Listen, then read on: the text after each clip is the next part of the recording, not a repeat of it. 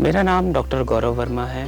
मैं भारतीय कृषि अनुसंधान परिषद विवेकानंद प्रवृत्ति कृषि अनुसंधान संस्थान में पादप रोग वैज्ञानिक के पद में कार्यरत हूँ। भारत में असंचित अवस्था में बोई जाने वाली फसलों में कदन्य का महत्वपूर्ण स्थान है। कदन्य एक फसल समूह है जिसमें मडवा, मादीरा, कौड़ी, चीना आदि फसलों का समावेश होता है।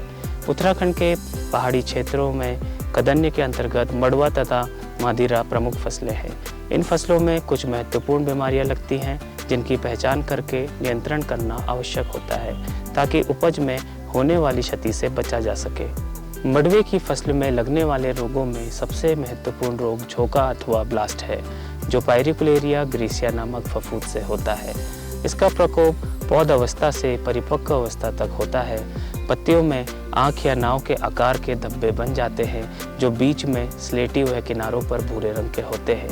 यह रोग बालियों पर भी आक्रमण करता है, जिसमें बालियों की गर्दन तथा बालियों की उंगलियां पूर्ण या आंशिक रूप से काली पड़ जाती है। झोंका रोग के नियंत्रण करने के लिए रोगरोधी किस्में जैसे VL 379, VL 376, VL 382, VL 378 तथा VL 380 आदि को बोना चाहिए। बहुत अधिक मात्रा में नाइट्रोजन का प्रयोग करने से रोग बढ़ जाता है। रोग के लक्षण दिखाई देने पर मैन्कोजेब की 0.25% अथवा कार्बेंडाजिम की 0.1% अथवा ट्राइसाइक्लाजोल की 0.06% का 10 से 12 दिन के अंतराल पर जरूरत के अनुसार छिड़काव करने से रोग नियंत्रित हो जाता है। भूरी चित्ती या पत्तियों का झुलसा रोग हेलमिंथोस्पोरियम कवक से होता है। झोंके की भांति ये रोग भी पौध से परिपक्व अवस्था तक लगता है। प्रारंभ में पत्तियों में छोटी बिंदु से भूरे धब्बे बनते हैं जो आकार में बढ़कर आपस में मिलकर पत्तियों को सुखा देते हैं। यह रोग बालियां अथवा दानों पर भी आक्रमण करता है, जिससे उपज में कमी आ जाती है। रोग के रोकथाम हेतु नवीन विकसित किस्मों को बोना चाहिए क्योंकि उनमें रोगरोधी क्षमता अधिक होती है। बीजों को किसी फफूंदी नाशक जैसे थिरम या फिर मैन्कोजेब या फिर कार्बेंडाजिम की 2.5 से 3 ग्राम दवा प्रति किलोग्राम बीज की दर से उपचारित करके बोना लाभकारी सिद्ध होता है।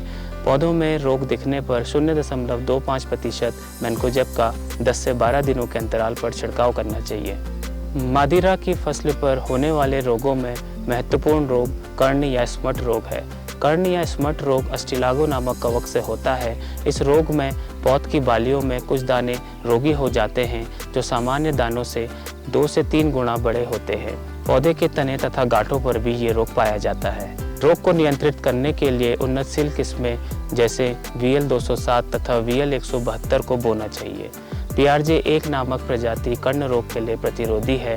बीजों को कुछ कवकनाशी जैसे कार्बेंडाजिम की 2 ग्राम प्रति किलोग्राम बीज की दर से बीजोपचार तथा इसके 0.1% घोल का पुष्पन अवस्था पर छिड़काव करना लाभकारी होता है तथा यह रोग को कम करने में सहायक होता है। अंत में जैसा फसल सुरक्षा के लिए उपलब्ध विभिन्न विधियों जैसे रोगरोधी प्रजातियों का उपयोग, उच्च सहस्य विधियों आदि को समन्वित रूप से अपनाना है, जिससे रसायनों का कम से कम प्रयोग हो और वातावरण भी स्वच्छ बना रहे। आशा है यदि किसान भाई इन बातों को ध्यान में रखेंगे तो अवश्य ही अपनी फसल को रोग से होने वाले नुकसान से बचाने में सफल हो रहेंगे। बहुत बहुत धन्यवाद।